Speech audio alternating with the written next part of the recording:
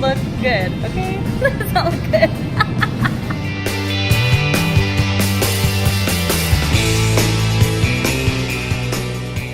Alright, I'm going to take you guys grocery shopping with me. I am going to show you all the foods that I get in order to prepare all my meals for the week. But actually, I probably go shopping every few days and stock up for probably just a couple days, because a lot of the foods that I get, I need to have them fresh and they go bad very quickly. So the first thing, we're gonna cover a little bit of every category. So my proteins, my fats, my carbohydrates, my vegetables that I like to eat. And so since we're here in the vegetable section, the first thing that we're gonna start with actually is fats. So my primary fat source actually is avocados. Now, in terms of fat sources, there's a lot of great fat sources. I mean, you can obviously interchange avocados with nuts and oils and things like that. But for a lot of reasons, I like to use avocados for my fat source versus nuts. The reason I like to use avocados versus nuts is because nuts are really difficult to satisfy yourself with without overdoing it. I tend to want to eat too many nuts, and I just can't, curb my craving once I start. I never overdo it with avocados. With oils, the volume just isn't there, so I can easily, use a lot of oil in my food and not even taste it or realize it. So avocados, in terms of volume and satisfaction, are really probably my primary source of fats that I stick to, especially closer to a show. I keep it really simple. So I'm gonna get a few of these, and a few avocados is gonna last me about 3 days. I do probably a few servings a day, so that'll probably last me. In terms of carbohydrates, I like to go with either white rice or sweet potatoes. True sweet potatoes make a huge difference in your digestion. A common misconception is yams being sweet potatoes. Now, it's really interesting because yams, when you bake a yam, you notice that it's kind of stringy and a little bit flaky. My stomach actually has a harder time with these than like breads and pasta. It's really weird, but I have a hard time with digestion.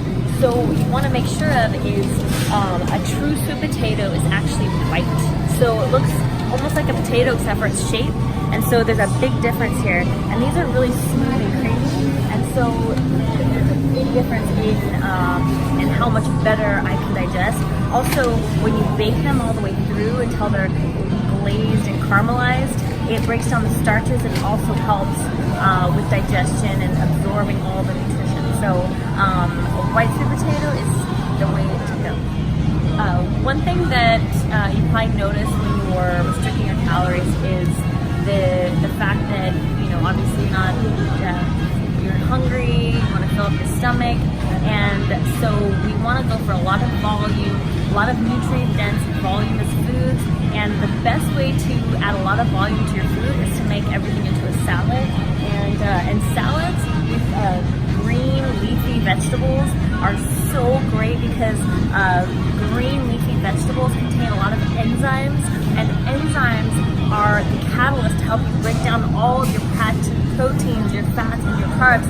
So when you eat a big giant salad with lots of leafy greens, that will help to better absorb all the protein that you're eating.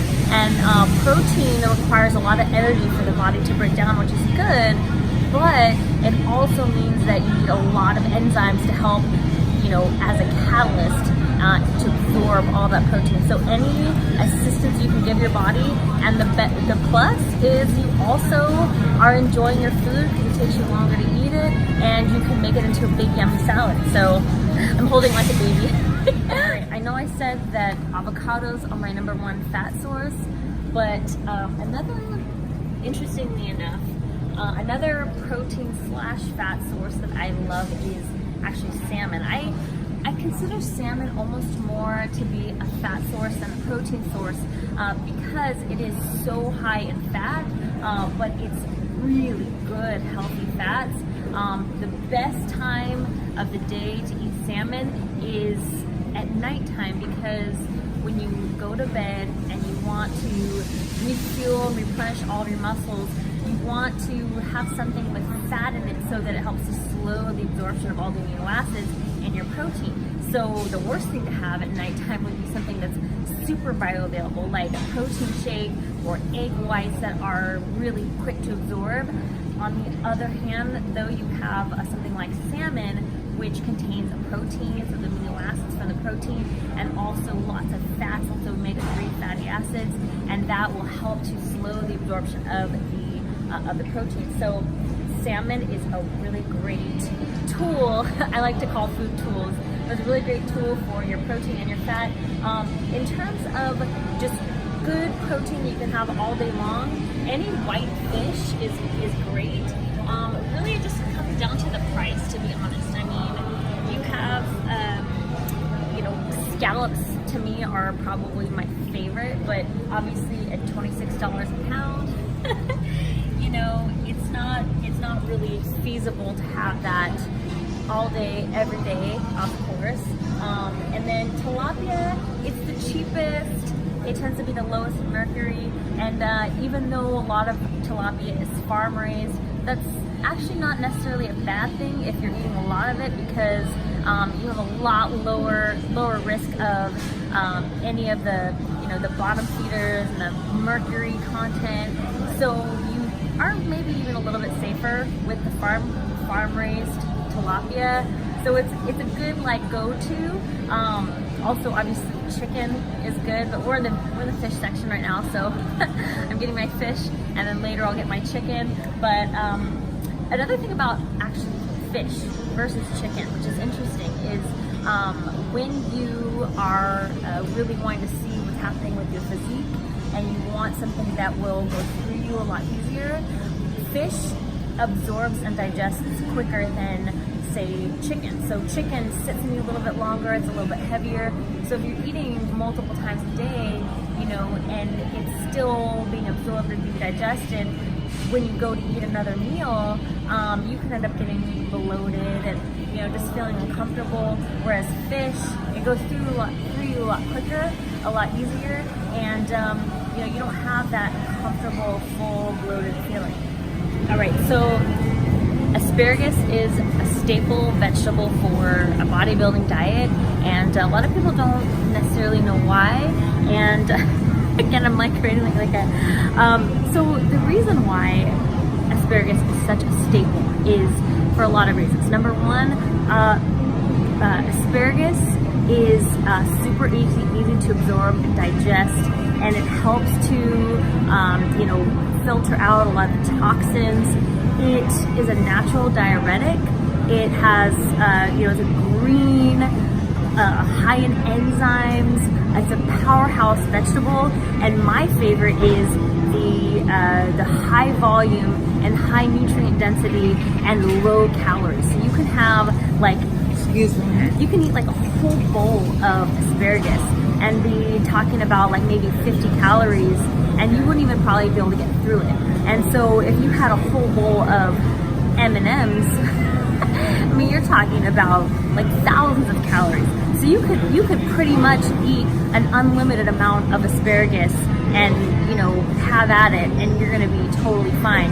And along those lines too, there's also you could talk about carbs and fats and proteins, but there is also the energy required to digest and absorb food that where you're talking about a net caloric impact. So the net caloric impact, when you're talking about foods that require so much energy to digest and absorb, like bulky vegetables like asparagus, you probably are at almost about a net neutral in terms of how many calories you're actually getting versus how many calories you're plowing through just to break it all down. So asparagus is a powerhouse. You can eat it all day, every day, and be just super healthy, super strong. You don't have to be a bodybuilder in order to reap all the benefits that asparagus will give you.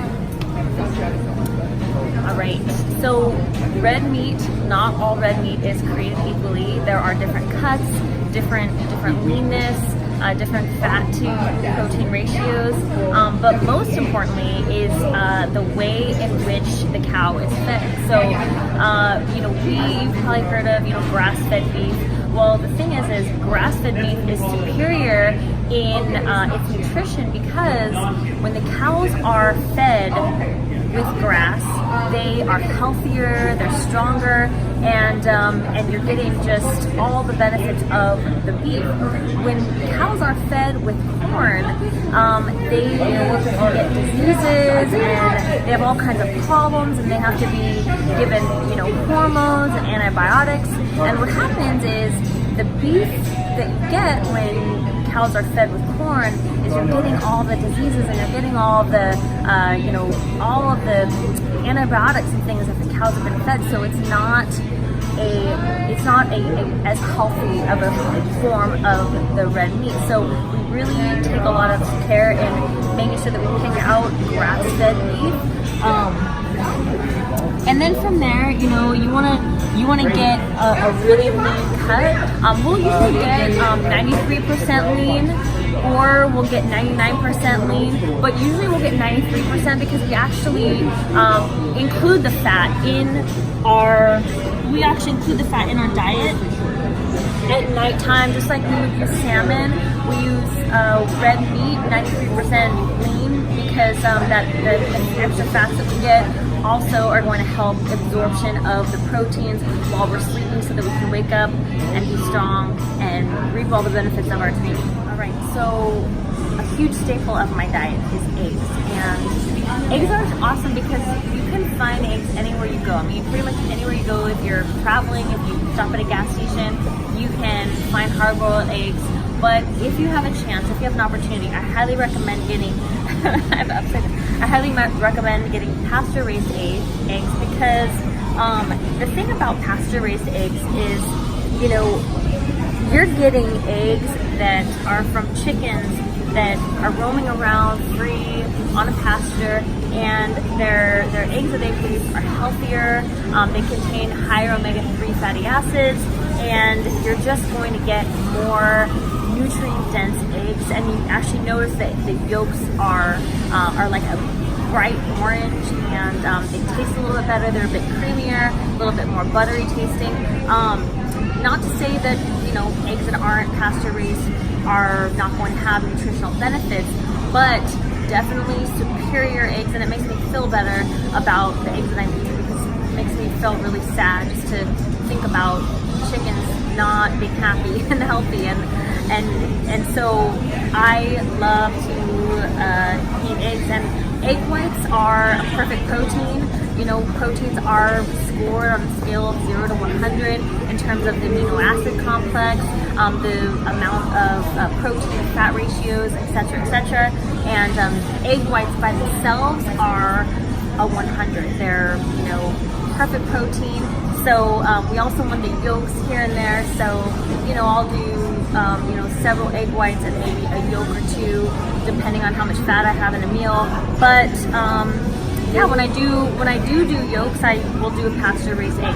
But if you're gonna have just egg whites, I wouldn't waste your pasture-raised eggs. I would say, because the yolk that you really want to get, I would say having a carton of pasteurized egg whites is the best. And check the ingredients, because let's see, this one has it. This one is 100% egg whites, which is good. We're a Whole Foods, so we're probably not gonna find this here. But what's the one brand, like Egg Beaters, I think? Oh yeah. They have like all different ingredients, so always check your ingredients, and the ingredients should literally say 100% egg whites, and you know that you're getting pasteurized 100% egg whites. So all you have to do is look at the ingredients and make sure that your eggs are 100% real.